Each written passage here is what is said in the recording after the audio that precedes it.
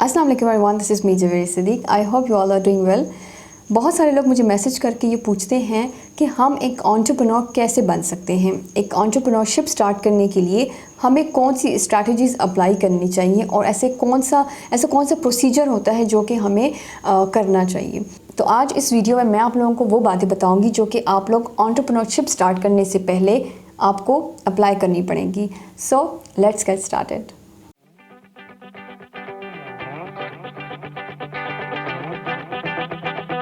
So the first thing is entrepreneurs कौन होते हैं और एंटरप्रेन्योर किस तरह से बना जाता है। सबसे पहली बात, अगर तो आप लोगों ने एंटरप्रेन्योरशिप स्टार्ट करनी है तो उसके लिए सबसे पहले आप लोगों को अपना माइंड सेट करना पड़ेगा। माइंड सेट इस तरह से कि आप लोगों का जो विज़न है, आप लोगों का जो पॉइंट ऑफ व्यू है, जो एक देखने का नज़रिया होता है किसी भी चीज़ को, वो डिफरेंट होना चाहिए दूसरे लोगों से। मीन्स आम लोगों की तरह आप लोगों ने नहीं सोचना। एक आम बंदा एक किसी भी चीज़ को वो वैसे ही लेता है जैसे उसको नज़र आ रही होती है, लेकिन जो एंटरप्रेन्योर्स होते हैं वो आम चीज़ को आम नज़र से नहीं देखते।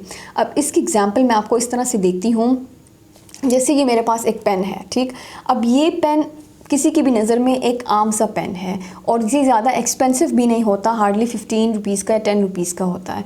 अब एक आम सोच रखने वाला बंदा इसको एक मामूली सी चीज़ समझेगा, लेकिन जो एंटरप्रेन्योर होते हैं वो हर चीज़ को अलग नज़रिए से देखते हैं। अगर मैं अपनी बात करूं तो मैं इस पेन को एक आम सा पेन नहीं समझती हूं, क्योंकि मुझे पता है कि इस पेन के पीछे कितने मिलियंस और ट्रिलियंस का बिज़नेस हो रहा है और इस पेन को बनाने के लिए, इन्वेंट करने के पीछे भी जो आइडियाज़ जनरेट हुए हैं, उस इंसान ने जिसने ये पेन बनाया है उसने कितनी मेहनत की होगी, कितना काम किया होगा, कितनी बार वो हारा होगा अपनी लाइफ में, कितनी बार उसने नेगेटिविटी को फेस किया होगा और फिर जाके उसने एक चीज़ को इन्वेंट किया। और ये कैसी चीज़ है कि जो कि at the end of this world ये चीज़ रहने वाली है, ये चीज़ ख़त्म होने वाली नहीं है। और एक ऐसा आइडिया कि जिसने उस इंसान की भी लाइफ को चेंज किया और दूसरों की लाइफ को भी चेंज किया, दूसरों को भी फैसिलिटी मिल गई इस चीज़ से। सो इस तरह से आप लोगों ने सोचना होगा कि आप ऐसा कौन सा आइडिया जनरेट कर सकते हैं, आप ऐसा कौन सा काम कर सकते हैं जो कि आपका भी फ़ायदा हो, जिसमें आपको भी प्रॉफिट हो और साथ साथ दूसरों को भी हो। अब दुनिया के जो सक्सेसफुल एंटरप्रेन्योर्स हैं, आप उन्हीं को देख लें। वो पहले कौन थे? एक आम से इंसान, लेकिन उनके देखने का जो नज़रिया था, वो किसी भी चीज़ को जब वो देखते थे तो वो डिफरेंट वे में देखते थे। उनके माइंड में जब कोई आइडिया जनरेट होता था तो वो ये सोचते थे कि अगर हम इस आइडिया के ऊपर काम करते हैं तो हमें सक्सेस मिल सकती है। तो सबसे पहले एक एंटरप्रेन्योरशिप स्टार्ट करने से पहले आप लोगों को अपना एक माइंड सेट बनाना पड़ेगा। आम लोगों की तरह आप लोगों को सोच नहीं रखनी पड़ेगी, एक अपनी सोच को, अपने विजन को थोड़ा सा डिफरेंट, यूनिक बनाना पड़ेगा। अब इसके बाद बात करते हैं आइडिया की। अब आपको ये लगता है कि आपका ये जो आइडिया है आपको मिलियनियर और ट्रिलियनियर बना सकता है, लेकिन कोई भी स्टेप उठाने से पहले आपको एक मर्तबा रिसर्च करनी पड़ेगी। आपको एक मर्तबा मार्केट में ये देखना पड़ेगा कि जो आपका आइडिया है इसके ऊपर ऑलरेडी कोई काम कर रहा है या काम कर चुका है, या ये आइडिया ऑलरेडी मौजूद है इस दुनिया में या नहीं। मेरे माइंड में बहुत सारे आइडियाज़ आते हैं। पहले तो बहुत ही आते थे जब मैं इस चीज़ के ऊपर मेरा माइंड में ये चल रहा था कि बस मुझे एंटरप्रेन्योरशिप स्टार्ट करनी है, और जिस चीज़ को भी देखती थी उस चीज़ को देख के बस एक आइडिया मेरे माइंड में आ जाता था कि अच्छा इस तरह से करते हैं तो ऐसे ये बिज़नेस स्टार्ट कर लेते हैं, ऐसा करेंगे तो ऐसा हो जाएगा। लेकिन जब मैं अपने वही आइडियाज़ लोगों के साथ शेयर करती थी, मीन्स जो एक्सपर्ट्स होते थे, तो जब उनके साथ शेयर करती थी तो वो आगे से कहते थे कि ये चीज़ तो ऑलरेडी मौजूद है मार्केट में, ये इस आइडिया के ऊपर तो ऑलरेडी फ़लाँ बंदा काम कर चुका है। तो उस वक्त मुझे थोड़ी सी मैं हर्ट भी होती थी ऑफ कोर्स, और उसके साथ साथ मुझे ये मोटिवेशन भी मिलती थी कि मेरे आइडियाज़ वर्थलेस नहीं हैं। अगर मैं कोई एक ऐसा आइडिया सोच सकती हूँ कि जिसके ऊपर ऑलरेडी आज से 3 साल पहले, 4 साल पहले कोई बंदा काम कर चुका है, उसको सक्सेस मिल चुकी है, तो मुझे भी मिल सकती है। मीन्स 100% नहीं, लेकिन मिलने के चांसेस हैं, क्योंकि अगर उसने काम किया है, उसने मेहनत की है, तो मैं भी काम करके, मेहनत करके, बिलीव करके सक्सेस हासिल कर सकती हूँ।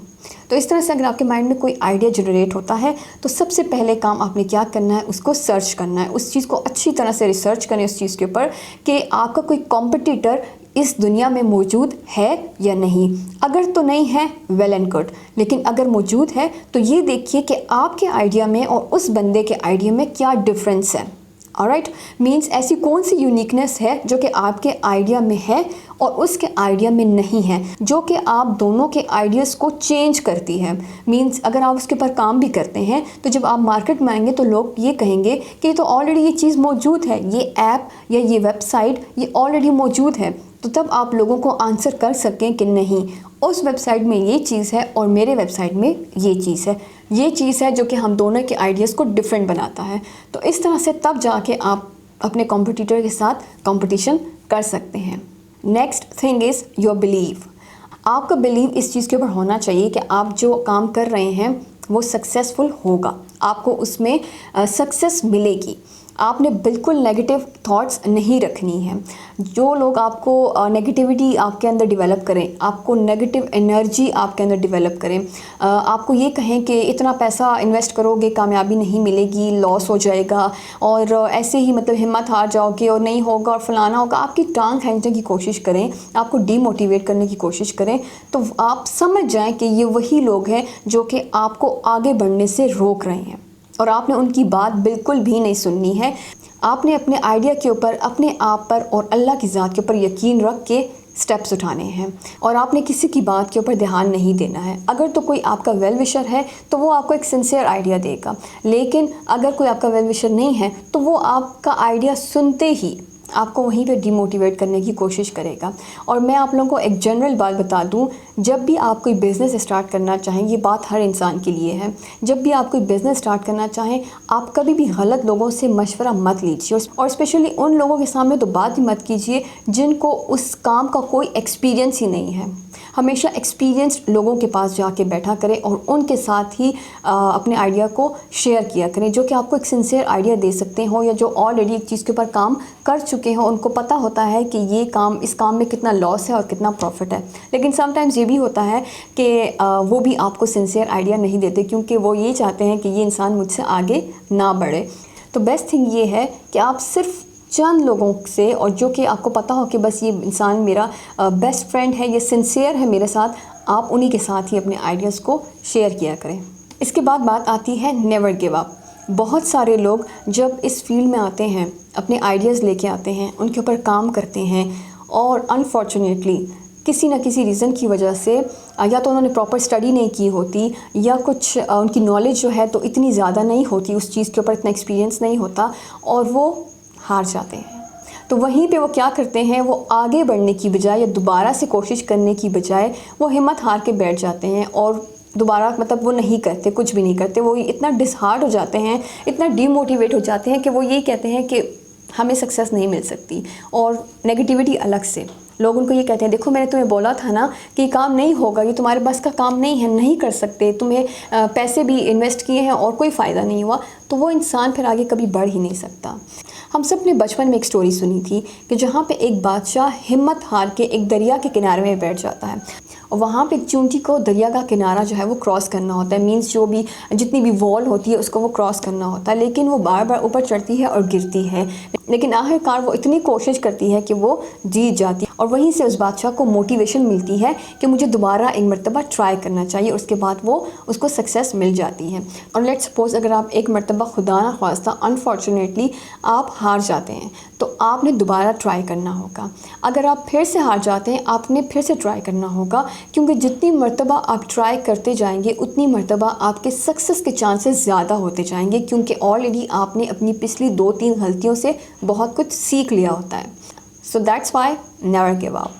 इसमें मैं आपको एक छोटी सी एग्जांपल देती हूँ। यूएस की एक फ़ीमेल है जिसको एक और फीमेल ने बोला था 6 साल पहले कि मुझे तुम में कुछ ऐसी बात लगती है कि तुम मिस वर्ल्ड का टाइटल जो है वो जीत जाओगी। तो उसने कहा कि this is impossible for me. उसने कहा you have to try and she said okay let me try. उसने एक मरतबा ट्राई किया लेकिन उसको टाइटल नहीं मिला। दूसरी मरतबा ट्राई किया तब भी नहीं मिला। तीसरी मरतबा ट्राई किया तब भी नहीं मिला।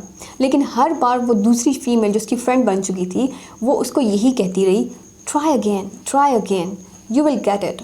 आखिरकार 6 साल ट्राई करने के बाद उसको मिस वर्ल्ड का टाइटल मिल गया। So this is the thing कि अगर आप एक चीज़ को बार बार ट्राई करेंगे one day you can get your success. इसके बाद बात आती है हार्ड वर्क की। दुनिया का कोई भी काम आसान नहीं है, लेकिन नामुमकिन भी नहीं है। मुश्किल होता है, लेकिन इसका मतलब ये नहीं है कि हम वो काम करना छोड़ देंगे। जब तक आप स्ट्रगल नहीं करेंगे, आप मेहनत नहीं करेंगे, आप धक्के नहीं खाएंगे, आपको कुछ भी नहीं मिल सकता। आपको सक्सेस नहीं मिलेगी। Success and money is not a magic कि बस आपने ऐसे किया और आपको मिल गया। ऐसे नहीं होता। आपको बहुत मेहनत करनी पड़ती है, तब जाके आपको सक्सेस मिलती है। इसके बाद बात आती है पेशेंस की, मीन्स सब्र करना। आपको सब्र से काम लेना पड़ेगा। आप ये मत सोचिएगा कि मैं रातों रात अमीर बन जाऊंगा, ऐसा कहीं भी नहीं होता। आपको पेशेंस के साथ, सब्र और तहम्मुल के साथ, आराम के साथ आपको काम करना पड़ता है, ये सोच के कि मैं जो मेहनत कर रहा हूँ, मैं जो काम कर रहा हूँ, मुझे इसका सिला ज़रूर मिलेगा क्योंकि अल्लाह देख रहा है मेरी मेहनत। तो ये पॉजिटिविटी लेके अगर आप एक एंटरप्रेन्योरशिप स्टार्ट करते हैं या आप किसी प्रोजेक्ट के ऊपर काम स्टार्ट करते हैं, कोई आइडिया जनरेट करते हैं, आपको सक्सेस ज़रूर मिलेगी। इसलिए एंटरप्रेन्योरशिप स्टार्ट करने से पहले ये सारी बातें अपने माइंड में रख लें। अगर आप इन बातों के बारे में पहले नहीं सोचेंगे और आप एकदम से बस किसी भी चीज़ के ऊपर, किसी भी आइडिया के ऊपर आप काम स्टार्ट कर देंगे, तो आपको लाइफ में स्टेप टू स्टेप ये चीज़ें फेस करनी पड़ेंगी जो कि आपके लिए बिल्कुल यूनिक होंगी, डिफरेंट होंगी, और उस वक्त आप हर्ट होंगे क्योंकि ये सब कुछ मैं फ़ेस कर चुकी हूँ। इसलिए मैंने सोचा कि आप लोगों के साथ शेयर कर लूँ, इससे पहले कि आप लोग अपनी एंटरप्रेन्योरशिप की जर्नी स्टार्ट करें और आप बाद में हर्ट हों या साथ साथ हर्ट होते जाएं और आप शॉक होते जाएं कि ये क्या हो गया है, मैंने तो ये सोचा ही नहीं था कि मुझे इस जर्नी में ये सब कुछ भी फेस करना पड़ेगा। तो इसलिए मेंटली और फिज़िकली अपने आप को प्रिपेयर करना इज़ द बेस्ट थिंग। इसलिए एंटरप्रेन्योरशिप स्टार्ट करने से पहले you have to set your mind, you have to believe in yourself and believe in Allah. Never give up, work hard and be patience, then you can do whatever you want to do. तो next video में मैं आप लोगों को ये बताऊंगी कि mentally और फिज़िकली प्रिपेयर होने के बाद आप लोगों ने एंटरप्रेन्योरशिप स्टार्ट कैसे करनी है, कौन से स्टेप्स हैं और कौन सी स्ट्रैटेजीज़ होंगी जो कि आपने अप्लाई करनी होंगी। जाने से पहले जिस चैनल का लिंक मैंने डिस्क्रिप्शन बॉक्स में दिया हुआ है, काइंडली आप इनको सब्सक्राइब कीजिए, मेरे चैनल को भी सब्सक्राइब कीजिए और मेरी वीडियो को शेयर कीजिए। Till the next video, take care of yourself. अल्लाह हाफ़िज़।